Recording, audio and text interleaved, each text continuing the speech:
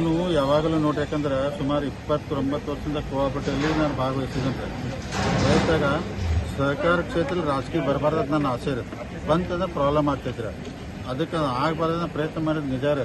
ಅವರು ರಮೇಶ್ ಕತ್ತಿ ಅವ್ರು ಒಪ್ಪುವಲ್ಲಿ ಬೇಕಾದ್ರೆ ಬಿಡಲಿ, ಅಂದರೆ ಇದು ಬೇಡ, ಸಮಾಧಾನ ಮಾಡ್ಕೊಂಡು ಇಲ್ಲಿ ಹುಕ್ಕೇರಿ ಸಹಕಾರಿ ಚುನಾವಣೆ ಇರ್ಬೋದು, DCC ಬ್ಯಾಂಕನ್ನು ಎರಡೂ ಸಮಾಧಾನ ಬಗೆಹರಿಸ್ಕೊಂಡು ಜಿಲ್ಲಾದಾಗ ಜಗಳ ಇರೋದಿಲ್ಲ ಅಂದರೆ ಯಾಕೋ ಅವ್ರು ಮನಸ್ಸು ಮಾಡಿದಿಲ್ಲ ರೀ. ಆಗ್ಬೇಕಂತ ನನ್ನ ಆಸೆ ಆಗಿದ್ರಿ. ಈಗ ಆಗದಿಲ್ಲಲ್ಲ ರೀ. ಈಗ ಸತೀಶ್ ಜಾರಕಿಹೊಳಿ, ಅಣ್ಣ ಸಾಹೇಬ್ ನಾವು ಒಂದು ಗುಂಪು ಮಾಡಿದ್ರು. ಈಗ ನಮ್ಮ ಜೊತೆ ಏನು ಜನ ಬೆನ್ನತ್ತಲ್ಲ, ಈಗ ನಾಳಿದ ಅವ್ರನ್ನ ರಕ್ಷಣೆ ಮಾಡೋ ಕೆಲಸ ನಮ್ಮದ್ರೆ ಕೆಲಸ ಇರಲಿ, ಏನಾದ್ರು ನಮ್ಮಾಗ ಹೆಚ್ಚಿನ ಜವಾಬ್ದಾರಿ ಐತಿ. ಮತ್ತು ಸಹಕಾರ ಕ್ಷೇತ್ರದ ರಾಜಕಾರಣ ಬರಬಾರ್ದಂತಿತ್ತು, ಬಂದಿದೆ. ಆದರೂ ನೋಡು, ಇನ್ನೂ ನಾವು ಇವತ್ತು ಸಮಾಧಾನ ಚುನಾವಣೆ ಮಾಡೋದು, ಅವರು ಸಮಾಧಾನ ಮಾಡಲಿ, ಶಾಂತಿ, ಜನ ದೇವರ ಆಶೀರ್ವಾದ ಯಾರಿಗೆ ಆಗ್ತೈತೆ ಅವ್ರು ವಿನ್ ಆಗ್ತಾರೋ ಸ್ವೀಕಾರ ಮಾಡೋಣ. ಸರ್, ಈ ಚುನಾವಣೆಯಲ್ಲೂ DCC ಬ್ಯಾಂಕ್ ಮೇಲೆ ಪ್ರಭಾವ ಬರುತ್ತಾ ಅಂತ? ಖಂಡಿತ ಬೀರೋದಿಲ್ಲ. ನಾನು ಈಗ ಹೇಳ್ಬಿಡ್ತೇನೆ ರೀ, DCC ಬ್ಯಾಂಕ್ನಲ್ಲಿ 12 ಸೀಟ್ ನಾನು ಈಗಾಗಲೇ ಅಂದರೆ ಎಲ್ಲ ವರ್ಕೌಟ್ ಮಾಡಿದ್ದೇನೆ. 16 ಸೀಟ್ ಅದಾವೆ, ಅದರ ಸೇರಿ 16 ಒಳಗೆ 12 ಸೀಟ್ ನಾವು ಗೆಲ್ತೀವಿ ರೀ. ಗೆದ್ದು ಬಹುಮತ ಮಾಡ್ಕೋತೀವಿ. DCC ಬ್ಯಾಂಕ್ ಅಧ್ಯಕ್ಷರು ನಮ್ಮದು, ಉಪಾಧ್ಯಕ್ಷ ನಮ್ಮದು, ಅಪೆಕ್ಸ್ ಬ್ಯಾಂಕು. ಅದ್ರೊಳಗೆ ಎರಡನೇ ಮಾತೇ ಇಲ್ಲ.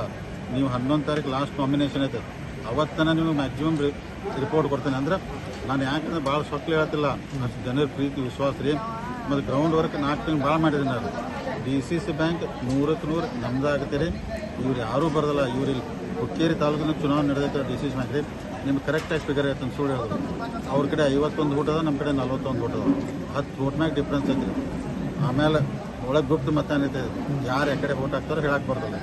ಈಗಾರು ನಾವು DCC ಬ್ಯಾಂಕ್ ಭಾಳ ಫೈಟಾಗಿ ಹುಕ್ಕೇರಿಗೆ ಇಲೆಕ್ಷನ್ ಮಾಡ್ತೀವಿ.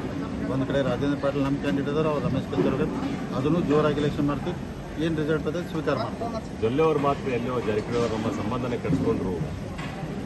ಇಲ್ಲಿಲ್ಲ ನೋಡ್ರಿ, ಅಣ್ಣ ಸಾಹೇಬ್ ಜೊಲ್ಲೆ ಅವರು ನಾವು MP ಚುನಾವಣೆ ಆದ ನಂತರ ನಾವು ಅವರು ಮತ್ತೆಲ್ಲ ಒಂದೇ ಪಾರ್ಟಿ ಆಗಿದ್ದವರು BJP ಅವರು ಕೂಡಿ ಇದ್ದೀವಿ. ಒಂದು ಸಲ ಏನೋ ವ್ಯತ್ಯಾಸ ಆಗ್ತಾವ್ರಿ. ಆದರೆ ರಮೇಶ್ ಕತ್ತಿ ಅವರು DCC ಬ್ಯಾಂಕ್ ಹಿಡಿದ ನಂತರನೂ ನಾವು ಸಂಬಂಧ ಚಲೋ ಇದ್ವು. ನಿನ್ನೆ ನಾವು ಒಂದು ಇಂಟರ್ವ್ಯೂ ಮಾಡಿದೆ, ಈ ಚುನಾವಣೆ ಆಗೋದು ಬೇಡ ಮಂದಿ, ಅಂದರೆ ಈಗ ನಾವೆಲ್ಲ ಗಟ್ಟಿಯಾಗಿರ್ತೀವಿ, ಕಾರ್ಯಕರ್ತರು ತೊಂದರೆ ಆಗ್ತದೆ, ಸಮಾಧಾನ ಮಾಡ್ಕೊಂಡು ಹೋಗೋಣ ಅಂತೇಳಿ ಅವ್ರು ಯಾಕೋ ದೊಡ್ಡ ಮನಸ್ಸು ಮಾಡಿದಿಲ್ಲ. ಅನಿವಾರ್ಯವಾಗಿ ಚುನಾವಣೆ ಬಂತು. ಚುನಾವಣೆ ಬಂತಂದ್ರೆ ಒಂದು ಕಡೆ ನಾವು ನಿಲ್ಲಲೇಬೇಕಾಗ್ತೈತಿ, ಸಪೋರ್ಟ್ ಮಾಡಿದ್ವಿ. ಬಟ್ ನಮಗೇನೋ ಪೂರ್ತಿ ಅಂದ್ರೆ ವಿಶ್ವಾಸ ಐತ್ರಿ. ದೇವರ ಆಶೀರ್ವಾದದಿಂದ, ಜನರ ಆಶೀರ್ವಾದ ನಮ್ಮ ಪ್ಯಾನಲ್ ಕ್ಷೇತ್ರ ಮುಂದೆ ವಿಧಾನಸಭಾ ಹುಕ್ಕೇರಿ ವಿಧಾನಸಭಾಕ್ಕೂ ಪರಿಣಾಮ ಬೀರುವಂತ. ಯಾಕೆ ನೋಡ್ರಿ, ಈಗ ನಾನು ನಿನ್ನೆ ಹೇಳಿದೆ, ಇವೇನಂದ್ರು ಇಲ್ಲ ನಿಮ್ಮವ್ರು ಯಾರೋ MLA ಆಗ್ಬಾರ್ದು. ನಾವು ಯಾವ ಕಾರಣಕ್ಕೂ ನಾವು ಏನಿಲ್ಲ, 4 ಜನ 3 ಜನ MLA, ಒಬ್ರು MLC MP ದೇವ್ರದ ಇಷ್ಟ ಅಧಿಕಾರ ಸಾಕ. ಮತ್ತು ನಿಖಿಲ್ ಕತ್ತಿ BJP ಅವ್ರು, ನಾವು BJP ಅವ್ರು, ನಾವ್ಯಾಕೆ ಅವ್ರಿಗೆ ಬಂದು ವಿರೋಧ ಮಾಡೋ ಪ್ರಶ್ನೆನೇ ಆಗೋದಿಲ್ಲ. ನಾನು ನಿಖಿಲ್ ಕತ್ತಿ ಒಳ್ಳೆ ಕೆಲಸ ಮಾಡ್ಕೊಂಡು ಹೋಗಲಿ. ನಮ್ಮ ಪಾರ್ಟಿ ಈಗ ಇದು ಬಿಟ್ಟು ನಂತಾರೆ. ಈಗ ನಾಳೆ 2028 ಚುನಾವಣೆ ಬರ್ತೈತೆ. ಅವಾಗ ಸತೀಶ್ ಅವ್ರು ಕಾಂಗ್ರೆಸ್ ಅದಾರ, ನಾವು BJP ಅದಾವ, ನಮ್ಮ ಪಾರ್ಟಿ ಲೈನ್ ಮೇಲೆ ಮಾಡ್ತೀವಿ. ಆ ಥರ ನಿಖಿಲ್ ಕತ್ತಿ ಅವ್ರಿಗೆ ತೊಂದರೆ ಕೊಡಬೇಕು ಮತ್ತು ಆ ಥರ ನಮ್ಮ ಉದ್ದೇಶ ಇಲ್ಲ. ಆ ಥರ ಏನು ಮಾಡಕ್ಕೆ ಹೋಗುದು. ಜೊತೆ ನಿಮ್ಮ ಸಂಬಂಧ ಚಲೋ ಅದಾವ, ರಮೇಶ್ ಕತ್ತಿ ಅವ್ರ ಜೊತೆ ಇಲ್ಲ ಅಂತ? ಇಲ್ಲ, ಅವ್ರ ಜೊತೆ ಸಂಬಂಧ ಚಲೋ ಇರ್ತಾರೆ. ಈಗ ಇತ್ತೀಚೆಗೆ ಇಲೆಕ್ಷನ್ದಾಗ ಸಂಬಂಧಗಳು ನಾವು ಯಾರ ಜೊತೆನೂ ಎಲ್ಲರ ಜೊತೆ ಮಾತಾಡ್ತೇವೆ. ನಿಖಿಲ್ ಕತ್ತಿ ಜೊತೆ ಸಂಬಂಧ ಚಲೋ ಇದೆ ರೀ, ರಮೇಶ್ ಕತ್ತಿ ಅವ್ರ ಜೊತೆ. ಈಗ ಚುನಾವಣೆ ಬಂದ ನಂತರ ಮತ್ತು ವೈಮನ್ಸ್ ಆಗೇ ಬಿಡ್ತಾವೆ, ವ್ಯತ್ಯಾಸ ಆಗ್ತಾವೆ. ಇನ್ನು ಮುಂದೆ ಹಂಗೆ ಅಂದ್ರೆ ಮುಂದುವರಿತಂದ್ರೆ ಎಲ್ಲರಿಗೂ ತೊಂದರೆ ಇಲ್ಲ. ಜಾರಕಿಹೊಳಿ ಫ್ಯಾಮಿಲಿ ಮೇಲೆ ನಿಖಿಲ್ ಕತ್ತಿ ಅವರು ಆವಾಜ್ ಆಗ್ತಿದ್ದಾರೆ. ಇಲ್ಲಿ ಯಾಕೆ ಬಂದಿದ್ದಾರೆ ನೀವು, ನಮ್ಮ ತಾಲೂಕಿಗೆ ಯಾಕೆ ಬಂದಿದ್ದಾರೆ? ಈಗ ಜಸ್ಟ್ ಹೌದಾ ರೀ? ಏನಿಲ್ಲ, ಸ್ವಲ್ಪ ಅವ್ರಿಗೆ ಸಿಟ್ಗಿಟ್ ಬಂದಿರ್ಬೇಕ್ರೆ ಮಂದಿಗೆಲ್ಲ ನೋಡಿ. ಮತ್ತು ಅದಕ್ಕೆಲ್ಲ ಎಲ್ಲಿ ತಲೆ ಕೆಡಿಸ್ಬೋದು ಈಗ ರೀ. ಮತ್ತು ಅವರು ಸ್ವಲ್ಪ ಬೇಯವ್ರ, ಇದೇ ತಾಲೂಕು ಬೇಯವ್ರೆ, ನಾವೇ ಬೇಸ್ಕೊಂಡು ಇಲೆಕ್ಷನ್ ಮಾಡ್ತೀವಿ ತಗೋರು ಬೇಯ ಹೊರಗೆ. ಬಟ್ ಎಷ್ಟು ಮಟ್ಟಿಗೆ ಸರ್ ಇರ್ತಾರೆ ಈ ಥರ ಬೇರೆ ತಾಲೂಕದವ್ರು ಇಲ್ಲಿ ಬಂದಾಗ ಬೈದು ಎಷ್ಟು ಮಟ್ಟಿಗೆ ಸರ್? ಈಗ ಅದೇ ತಪ್ಪು. ಯಾಕಂದ್ರೆ ನಾವು ಭಾರತ ದೇಶದೊಳಗೆ ಪ್ರಜಾಪ್ರಭುತ್ವ ವ್ಯವಸ್ಥೆಯಲ್ಲಿ ಕೆಲಸ ಮಾಡ್ತೀವಿ ರೀ. ಯಾರ್ಯಾರು ಎಲ್ಲೆಲ್ಲಿ ಹೋಗಿ ಇಲೆಕ್ಷನ್ ಇದ್ದವ್ರು ಮಾಡ್ತಾರೋ, ಅದಕ್ಕೆ ಅವ್ರು ಹಂಗೆ ಅನ್ಬಾರ್ದು. ಏನೋ ಸಿಟ್ನಾಗ ಅಂತಿರ್ತಾರೋ, ಅದು ಭಾಳ ಸೀರಿಯಸ್ ತೊಗೊಳ್ ಬೇಡ್ರಿ. ಇಲೆಕ್ಷನ್ ಮುಗಿಸ್ಕೊಂಡು ಆರಾಮಾಗಿರೋಣ. ಕಳೆದ 2-3 ದಿನದಿಂದ ಹೆವಿ ಪಾಡ್ಲರ್ ಇಲ್ಲಿ ಕಾಣ್ತಾ ಇಲ್ಲ.